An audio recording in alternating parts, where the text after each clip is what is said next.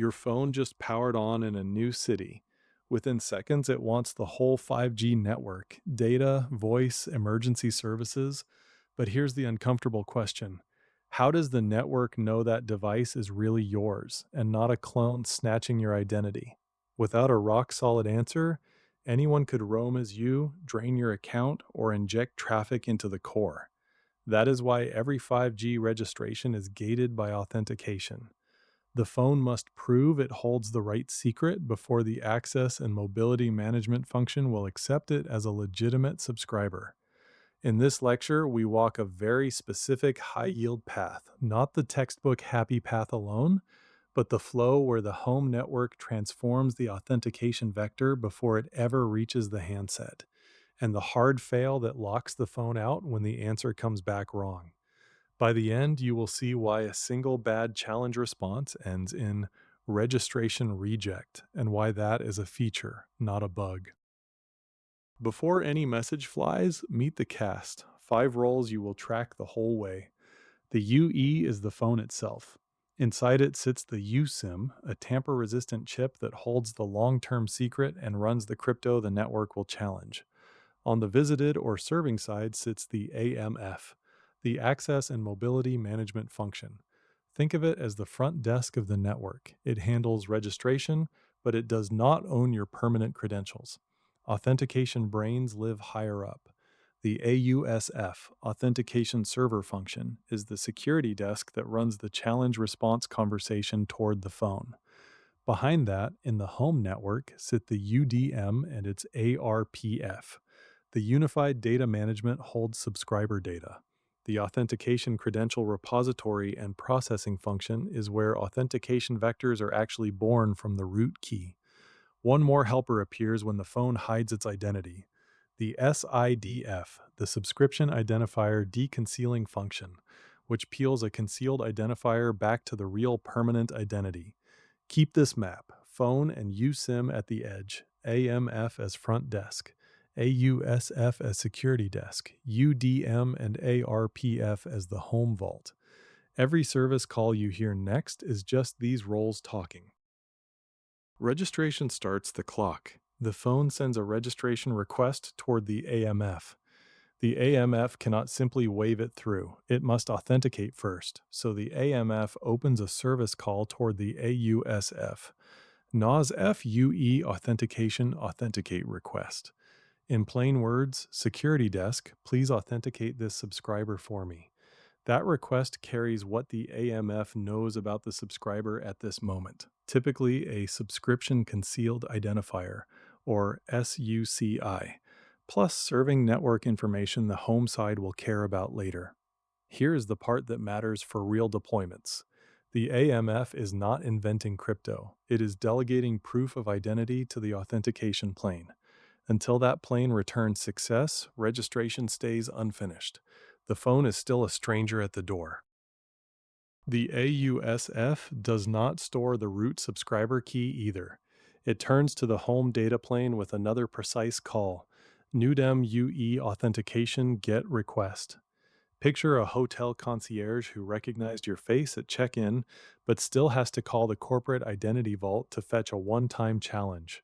That is the AUSF asking the UDM for an authentication vector tied to this subscriber and this serving network context. The payload still centers on the identifier the phone presented, often still a SUCI, along with the serving network name. The home side needs both: who is claiming access and from which network the claim arrives. Only the home functions can mint a fresh vector from the long-term key. Everything downstream is just careful forwarding of that minted challenge. Often the phone does not shout its permanent identity over the air. It sends a SUCI, a subscription concealed identifier, so passive listeners cannot simply harvest permanent subscriber numbers from registration traffic. When the home side receives a concealed identity, the SIDF steps in. The subscription identifier deconcealing function unwraps the SUCI and recovers the SUPI, the subscription permanent identifier. Think of SUCI as a sealed envelope and SUPI as the name written on the letter inside. Routing and logging in the core need the real name. The radio path preferred the sealed envelope. After deconcealment, the UDM knows exactly which subscriber record and which root credential to use. Without a valid unwrap, there is no honest vector to generate. Authentication cannot even start. Now the UDM and ARPF choose the authentication method. In this high-yield flow, the method is EAP aka prime, Extensible Authentication Protocol for aka with a critical twist used in 5G. AKA means Authentication and Key Agreement, a challenge response dance born in earlier mobile generations, now wrapped for 5G service-based interfaces. Here's the selector you must not miss. The authentication management field inside the vector carries a separation bit. For this transformed path, that AMF separation bit is set to 1, as specified in TS33.102. That bit is a flag to the crypto machinery. Do not ship the classical cipher and integrity keys unchanged. Prepare for a derivation that binds keys more carefully to the 5G authentication method. Method selection is not cosmetic. It decides whether the vector leaving the home vault is a plain AV or a transformed AV prime. This is the heart of the procedure, the step that makes this flow different from a naive copy of 4G. The ARPF first produces the usual authentication material from the root key. A random challenge RAND, an authentication token AUTN, an expected response XRES, and a pair of keys CK and IK, cipher key and integrity key. Then comes the transformation. Using EAP-AK A prime key derivation, those keys become CK prime and IK prime. The classical pair is replaced before the vector ever leaves the home network. What travels onward is AV prime, RAND, AUTN, XRES, CK prime, and IK prime. Same challenge shape the phone expects, but the key material is already method bound. Why bother? Because later security contexts in 5G should not rest on keys that could be confused with an older generation's context. Transforming at the source is how the home network enforces that discipline. The UDM returns this AV prime to the AUSF inside NUDEM UE authentication get response. The security desk now holds a home-blessed transformed vector. With AV prime in hand, the AUSF builds the challenge the phone will see, an EAP request aka prime challenge, carrying RAND and AUTN from the transformed vector. That EAP payload rides back toward the AMF and NOSF UE authentication authenticate response. The AMF does not remint crypto. It wraps what it received into a NOSF authentication request toward the UE. 2 extra parameters matter on that last hop. First, NGKSI, the keyset identifier for the new 5G context, so both sides can label which keys they are about to agree on. Second, the ABBA parameter, which participates in binding the authentication to the agreed anti-bidding down assumptions. So the path is home vault to security desk to front desk to phone. AV Prime's challenge fields become a concrete EAP aka Prime challenge inside a NAS authentication request. Diagrams only make sense after you can say that sentence cold. The phone receives RAND and AUTN and hands them to the USIM. The USIM is the only place the long-term secret lives in usable form, so verification happens there. First, freshness. A UTN embeds a sequence number-based proof so the USIM can reject replays of an old challenge. If the token looks stale or was built with the wrong shared secret, the USIM aborts.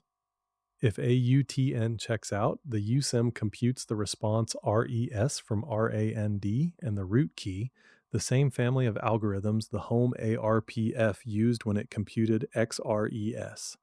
Matching RES to XRES later is how the network knows the USIM is genuine. The phone then packages an EAP response, aka prime, challenge, and sends it back as a NAS authentication response, often called Auth resp on call flows. The answer travels UE to AMF to AUSF, reversing the path the challenge took. Notice what the phone never needed: CK prime and IK prime on the wire. Those stay network side until authentication succeeds and key hierarchy derivation continues. The phone proves knowledge. It does not receive the network's expected response stash. Now, the failure path that makes this procedure operationally sharp. The AUSF compares what the phone returned against what the transformed vector predicted. If the EAP response, aka prime challenge, is invalid, wrong RES, malformed payload, or otherwise not authentic, the AUSF does not shrug and try again forever. It returns a hard error on the service interface. HTTP 403 forbidden with cause SERVINGNETWORKNOT AUTHORIZED.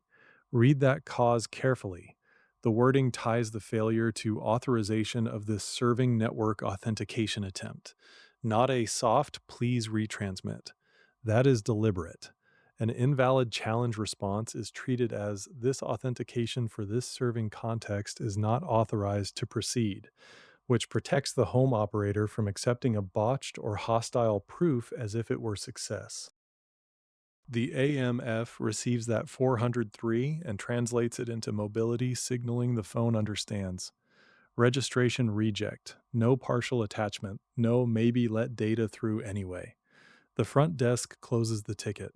From the subscriber's point of view, the network refused registration. The device may retry, search for another cell, or show limited service, but it does not enter the normal registered state on that attempt. Connect the chain in one breath. Invalid EAP response, AUSF 403 with SERVINGNETWORKNOT, AUTHORIZED, AMF registration reject. That chain is the operational backstop for the entire transformed vector design. Crypto failures must become clear NAS outcomes, or field debugging becomes guesswork and insecure fallback. Zoom out to the real world why. Operators interconnect. Phones roam. Old and new radio generations still coexist in labs and in the field. If authentication keys were left interchangeable with legacy contexts, a bidding down or key reuse story becomes easier to tell. EAPAKA prime's transformation to CK prime and IK prime, gated by that separation bit equal to 1, is how the home network stamps this vector is for this 5G authentication method, before the vector ever leaves. Serving network information traveling with the GET request is part of the same story. The home side mints a challenge aware of where the phone is trying to attach. When the response does not check out, refusing with SERVINGNETWORKNOTAUTHORIZE is consistent with that binding. Better a visible reject than a silently weak accept. For engineers, the lesson is practical. When registration fails in a 5G lab, do not only stare at radio logs. Trace whether AV prime was fetched, whether the EAP challenge matched what the USIM could answer, and whether the AUSF returned success or that specific 403. The procedure you just learned is the map for that trace.